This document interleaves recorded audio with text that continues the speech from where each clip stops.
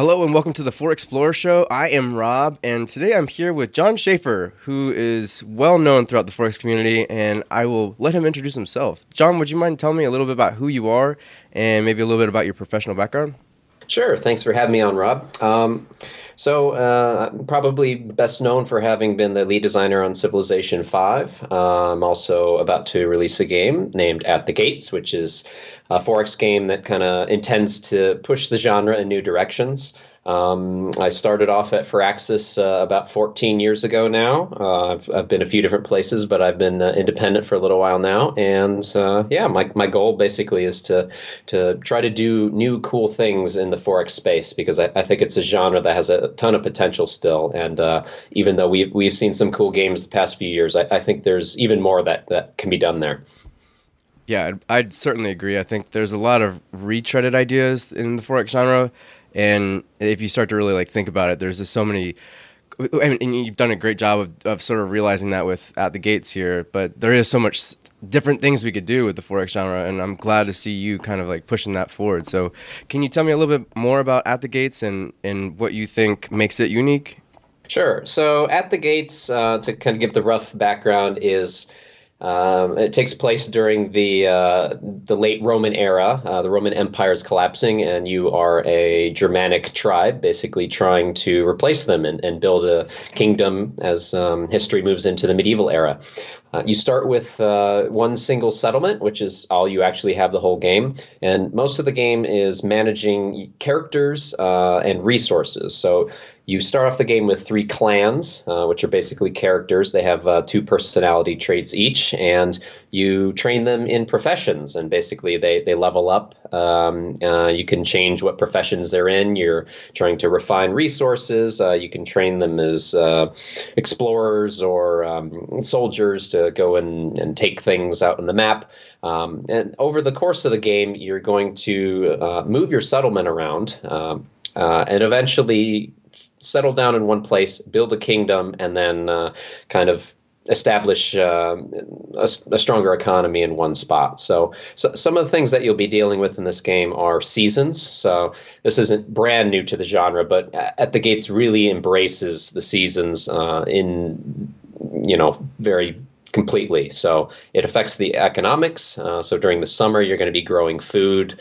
In the winter, the landscape becomes cold and it becomes hard to move units around, both because the movement cost of doing so goes up and because the available supply that you can get from the tiles on the map goes away.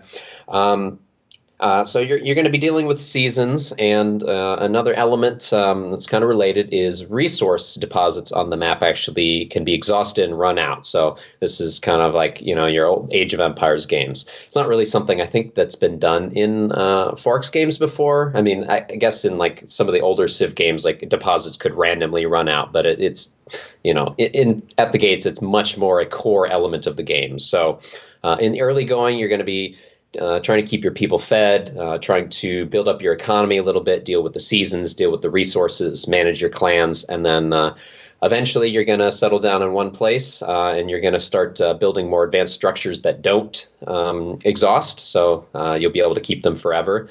And then in the late game, you want to either take over the capital of one of the 2 Roman factions or take it over more indirectly by kind of taking over the army by sending 5 clans to Rome to become legions, and then once you've done that, you can kind of say, "Hey, I'm in charge now." So that's kind of the basics of the game. Yeah, you just sort of usurp the Romans and become the Roman Empire yourself. It's pretty cool. And so in saying that, what are your inspirations? Because I know you've spoken in the past about various roguelike games like Binding of Isaac and stuff like that. And I see that inspiration in the gameplay. So I'm curious, other than Binding of Isaac, what were your inspirations for At the Gates? So I think one obvious one is Civ, I guess. Got to start there. But the game really doesn't play that much like Civ. So this is something I've heard or been asked a lot. It's like, oh, it looks a lot like Civ. Is it just Civ? I'm like, oh, definitely not. It's a very different game. But some of the other games that have helped inspire it are games like Crusader Kings 2, with its focus on characters. I think character development and character management is something that has a ton of potential in strategy games generally and Forex specifically. And I think this is something that we're going to see a lot more of. Soren's game 10 Crowns is going to feature characters in a pretty important way. And I think At the Gates is going to be like, I think a marquee game in terms of demonstrating what characters can do for the genre. So Crusader Kings was definitely an inspiration. King of Dragon Pass, for similar reasons, kind of more of a character focus and more of a story focus. Kind of on a similar note, like this isn't a symmetrical Forex game, so you're not racing the other factions like you are in a Civ game.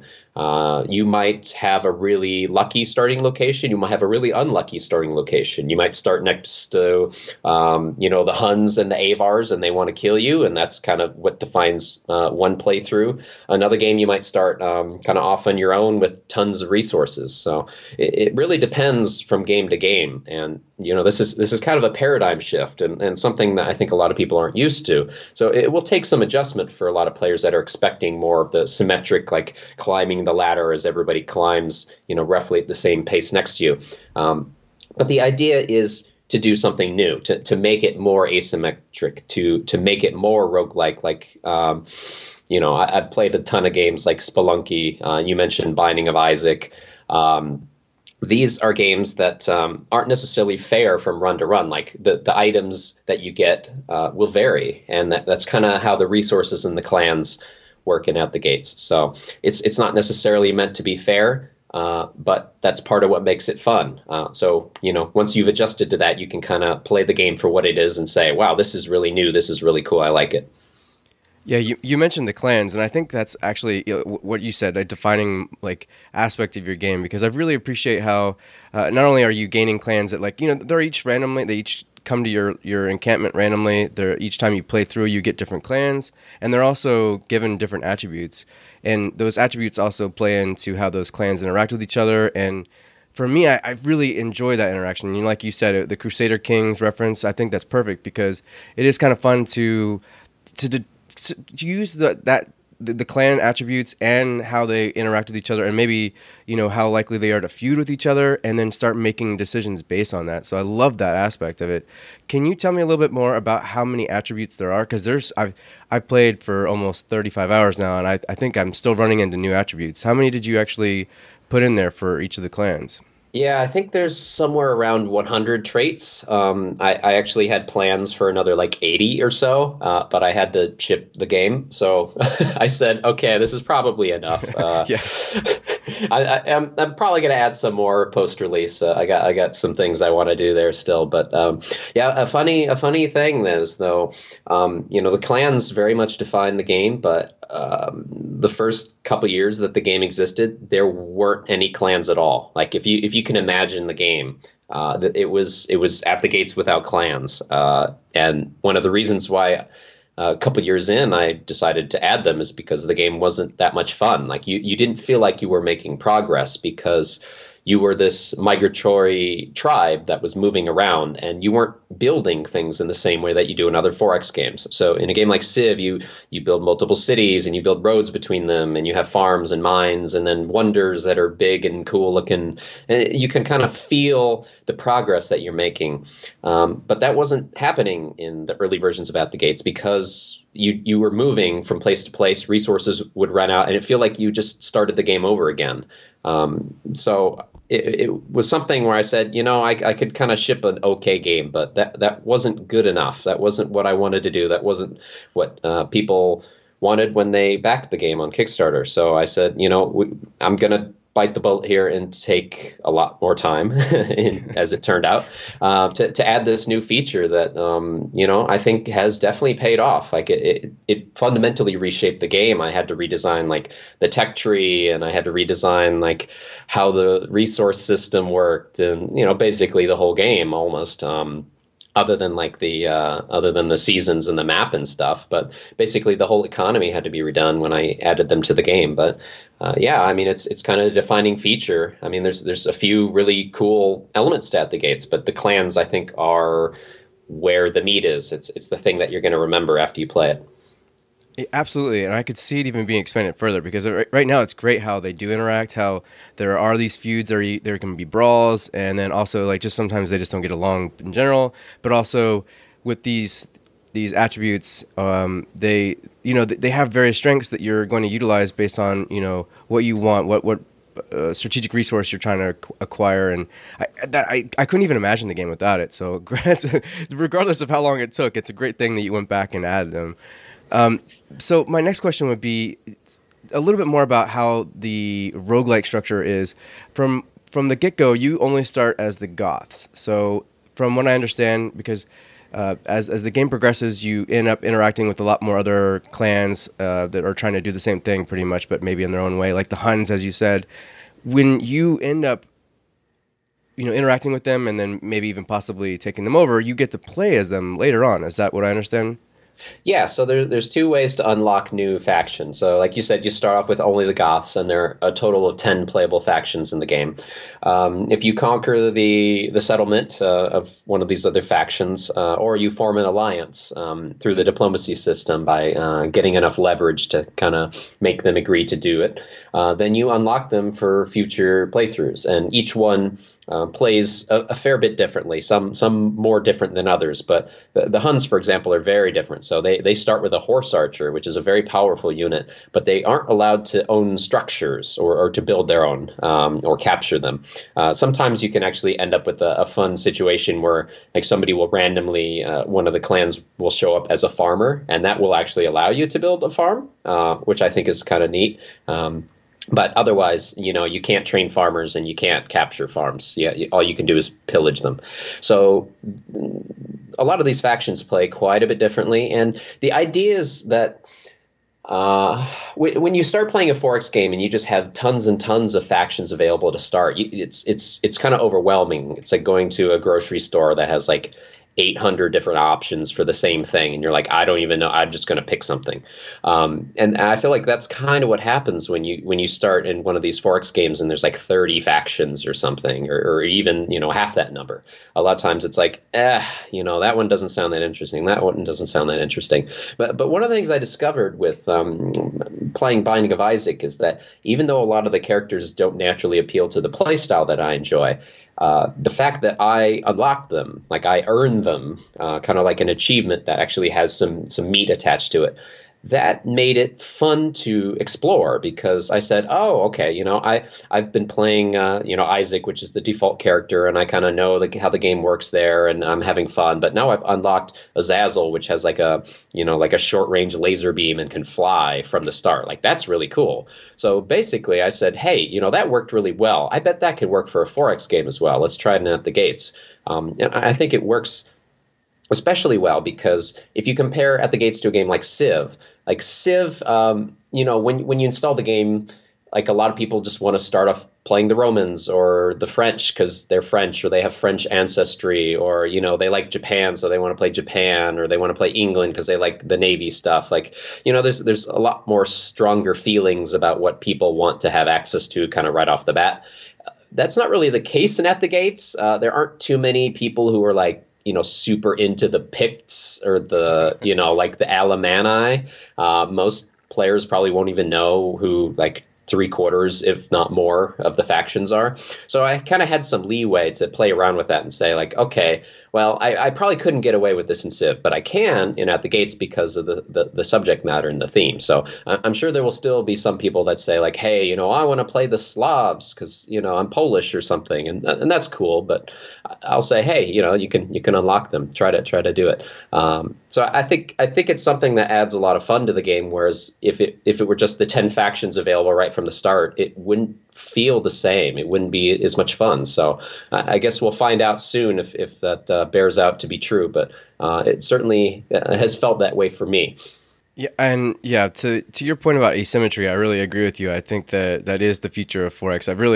I mean, games like AI War and now AI War 2, and then your very own At the Gates. These kind of games are really appealing to me because I do appreciate the challenge in most of these. Like you said, with what I've found in At the Gates is the map generation can be your enemy or your best friend. Sometimes you get great starting locations, and you're excited and you're like, oh great, this is going to be a great game, and then you wind up right by the Huns, and then it's not such a great game anymore. And then Yeah. other times, you start off with some really not great resource locations, but you have quite a bit of space to kind of move around and find more resources, and I've really enjoyed that about this game. Let's get into a little bit about the history, because I know that I would be remiss if I didn't address it at least a little bit. But you did have a Kickstarter for this game 7 years ago, I think, roughly ish, and I know you wrote an incredibly powerful blog post, to be honest with you, recently about how difficult this game was for you and how it almost was kind of like the end of you. And if you don't mind just speaking a little bit more about that, because it really, for me, it hit a point for me, because I'm, to be perfectly honest and open with you and the audience at this point, I've also dealt with some mental health issues. I was diagnosed with PTSD because I work as a cop and a paramedic. So, these things kind of just sneak up on you before you know it. And for you, I would imagine that, you were working so hard and thinking that you had it all under control, and then all of a sudden you realize you didn't. So can you tell me a little bit more about how that went for you and that process for you? Yeah, so I mean, one of the things that's always defined me is my passion for what I do, and not to kind of simplify that or make it sound too flippant, but I get into things to an unhealthy degree, honestly. I want to make things the best they can absolutely possibly be, and At the Gates, I think, is one of the only, or if not the only, 4X game that's basically been made by one person, or I would say 80% of the time spent on At the Gates has been on my end, so pretty close. And that's just a lot, and especially if you're the kind of person that sets the bar high and says, I want to make a 4X that's groundbreaking. I don't want to just make another Master of Orion clone. I don't want to make another Civ clone. I want to do more than that. I want to push the boundaries of the genre. I want to make this something special that people will want to play and remember, and will push the genre forward.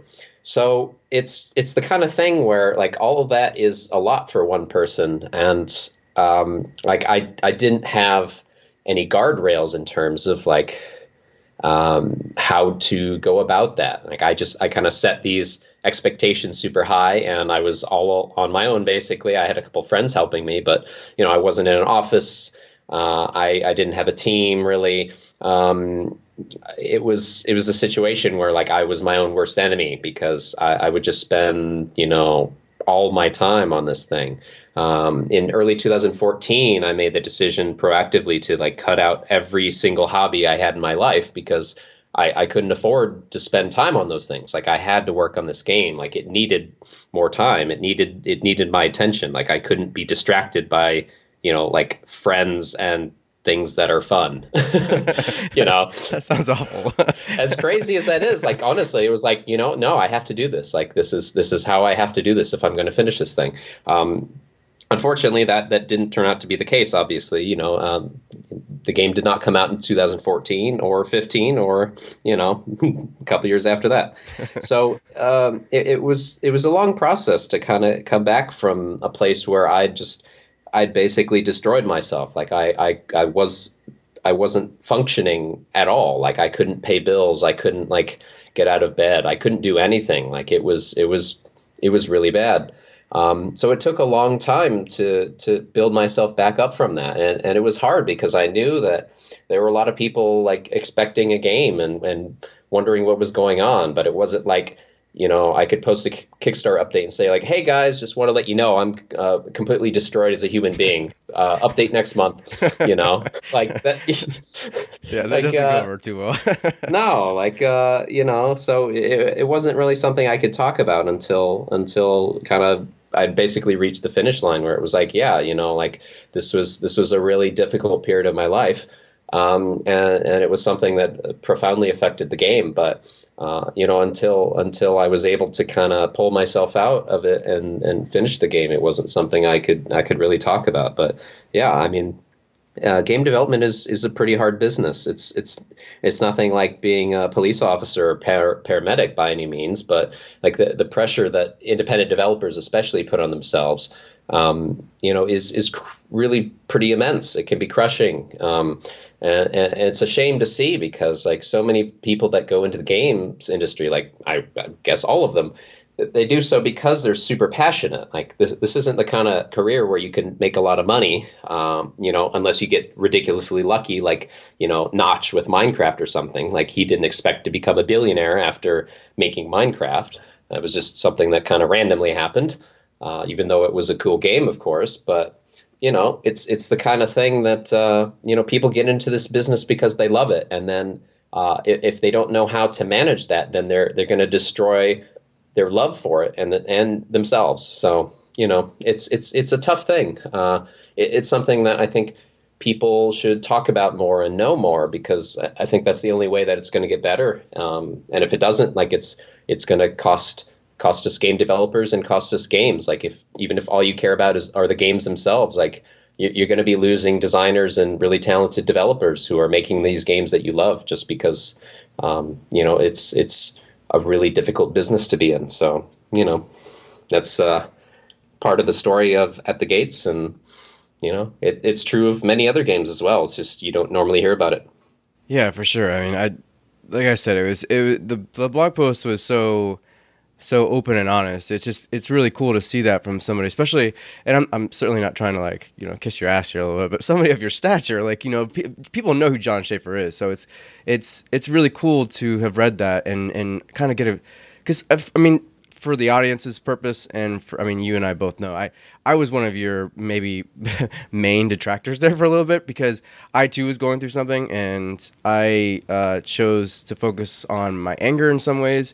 And I think when you were going through all that and we weren't hearing anything from you, it was easy to be like, well, screw Jon Shafer. He's robbing us all. But, when you look back on all of that and you realize, Jon Shafer being who he is, like he's a well-known programmer, developer, but he also is human. And, we all go through things that can be very difficult. And I imagine that blog post in a lot of ways is therapeutic as well, because, you write that out, you get that out there, and it feels like a fresh start to be like, all right, I have been through that, and now I'm able to learn from that and maybe move on in ways that are more productive. In saying that, I'm curious, do you know have you come up with like a game plan for maybe, let's say 7, 8 months, a year, 2 months, I don't know, whenever your next game starts? What would you do differently? What are you going to do differently in order to avoid burning out like that? I think the most important thing is being mindful of your time and being mindful of your health generally. So for me, one of the ways that I was able to kind of build myself back up was by being very mindful of my diet and exercise and like sleep and how I spent my time. Like basically now I start, work at my desk. Like I'm still thinking about ideas and brainstorming and doing stuff, all the time. But like, I don't sit down at my desk until maybe 12 or even 1 p.m. in the afternoon, and then I'll work until about 7 p.m. So, it doesn't sound like a lot of work, but a lot of the stuff like programming is very, very mentally taxing. It's like really intense work.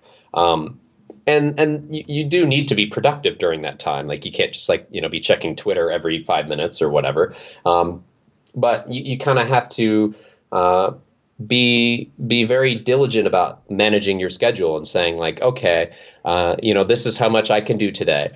Because one of the big things that I learned through this process was that like the sheer output that you can produce in one day is irrelevant. Like maybe you can add a cool feature in a day, but that's not a game. And like even if you add the feature, like it's probably going to be imbalanced and it's probably going to be buggy, and you're going to need to play test it, and you're going to need to make some changes. And like even if you can just write something in a day, well, okay, that's nice, but that's not enough.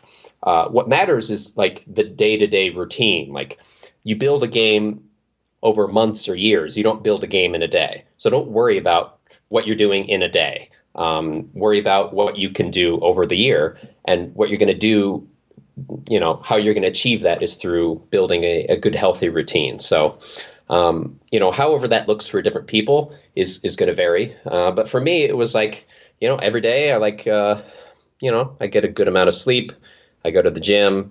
I have a breakfast. I make myself a salad for lunch. Like, I try not to like just jump right into things and push myself too hard, because yeah, like if you push yourself too hard, like eventually you're going to burn out and you're not going to be able to produce anything. And is that what you want? Definitely not. So you have to be disciplined about how you spend your time, and kind of what ways you're trying to be a healthy person, because it matters and it counts over time. It's a very taxing business to be in, so you kind of need to be on top of that. Yeah, absolutely. And that sounds like, I mean, it sounds like those are great things to be doing too for anybody. But I mean, especially for somebody who's in a very stressful profession like you are. Now, you're in Sweden now, right? You've moved from America to Sweden. You're staying there. That's it, right? Yes. Yep. How is that? I can't imagine that it's. I mean, I've never been to Sweden. I've never been to any of the Scandinavian countries. So, what's it like being in Sweden? It's pretty cool. Honestly, I like it a lot. It's also the first time that I've lived in a city. So prior to this, I always lived in the suburbs. I grew up in suburbs of Denver, and then when I started Firaxis, I lived in the suburbs of Baltimore. And then when I went to Stardock for a little while, I was in the suburbs of Detroit. So I've always kind of lived out in a house like away, and that wasn't, I think, a really good fit for me. Like, I like to be able to walk around and see things and do things and be close to restaurants and like walk to the grocery store and grab things like, every day or every other day. Like, I'm not really built for suburban living, I guess. It's not really my thing.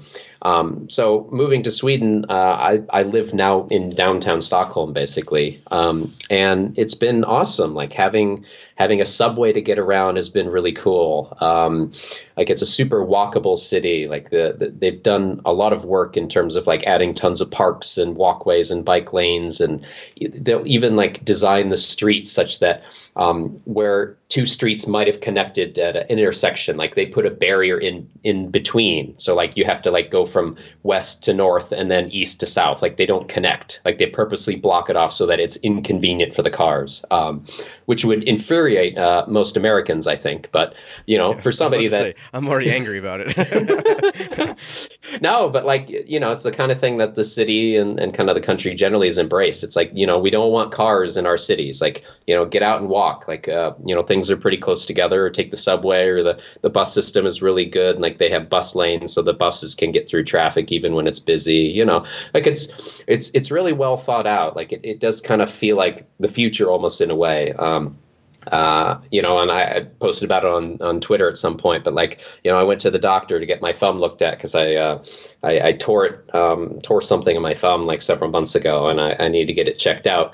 And like when I went to the doctor's office, I waited in the waiting room for 5 minutes, and it took, like the appointment was like 20, 30 minutes. And then I paid $20 and that was it. There was like no letter from the insurance company in a month or anything. So, I think it's kind of like living in the future almost. Although it is very cold and dark in the winter.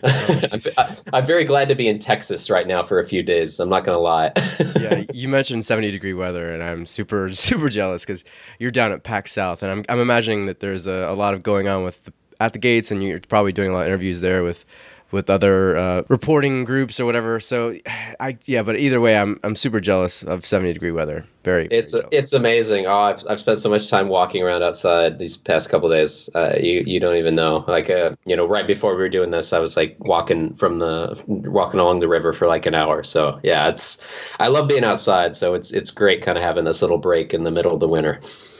Yeah, and to your point about just the idea of where you are, like, I mean, imagine that city was built like long before cars were even a thing. So it's like, when it was built, like originally it was meant for pedestrian traffic. So it's probably just built off that and, kind of evolved in that way. And that just sounds cool. I'm jealous of you. It sounds really cool. So I have a last question. So the future of At the Gates, where do you see it? Like, I imagine that you probably, after 7 years and you finally getting out the door, you might want to take a couple weeks off and just, or maybe check in every day just to make sure there's nothing breaking, but, just maybe having a beer or two or something. But beyond that, where do you see the future of At the Gates? Do you see this something being that you're going to be working on for 6 months, a year, or is it going to determine basically, how the reception is, or what do you see?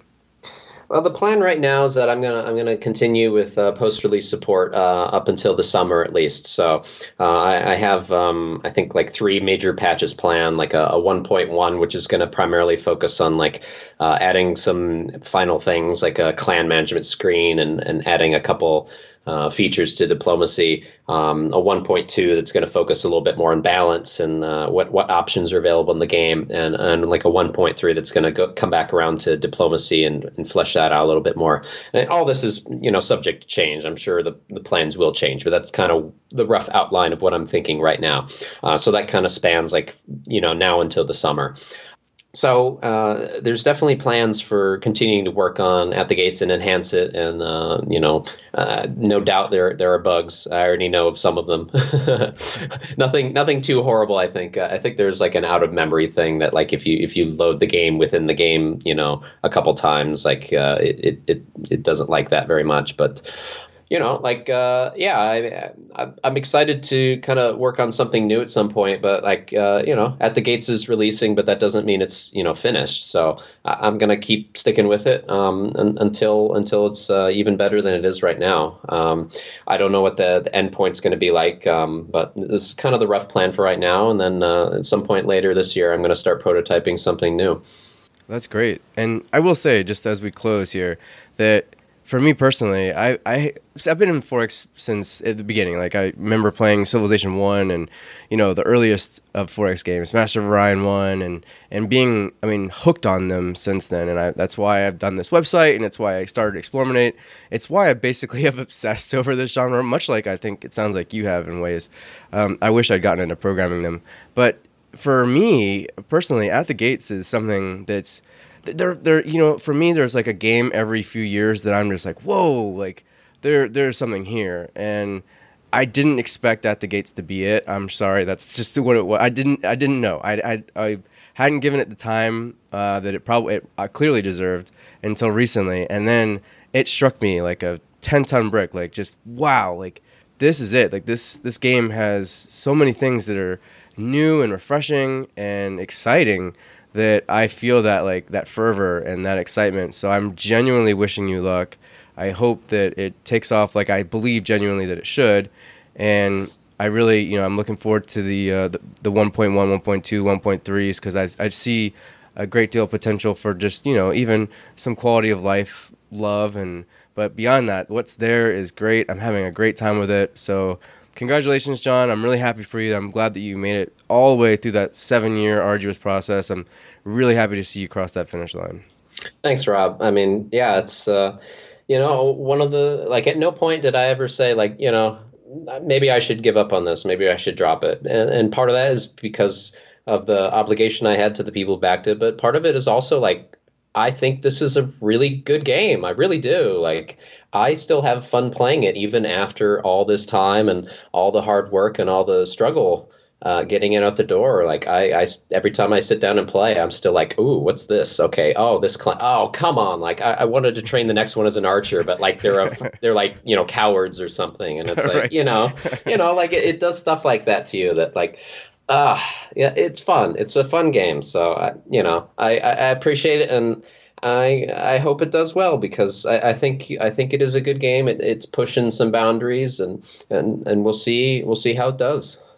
Yeah, I look forward to speaking to you later on in the year, maybe, and we can kind of look back and be like, "Wow, Jon was living paycheck to paycheck, but now he's just doing so well." I hope that's the case because I genuinely believe that you deserve it. So, thanks again, Jon, for being here with me and talking about the gates and the process that it took to get there and get here. I hope again. I wish you the best of luck, and we look forward to maybe hearing from you again some other time. Cool. Thank you, Rob. I appreciate it. Glad to be on. All right, take care, Jon. We'll speak to you soon. Cool. All right. See ya. Thank you all for listening to the inaugural episode of the 4X Explorer podcast. In the future, I plan to continue speaking to 4X developers about their games, expansions, and just maybe pick their brain a bit.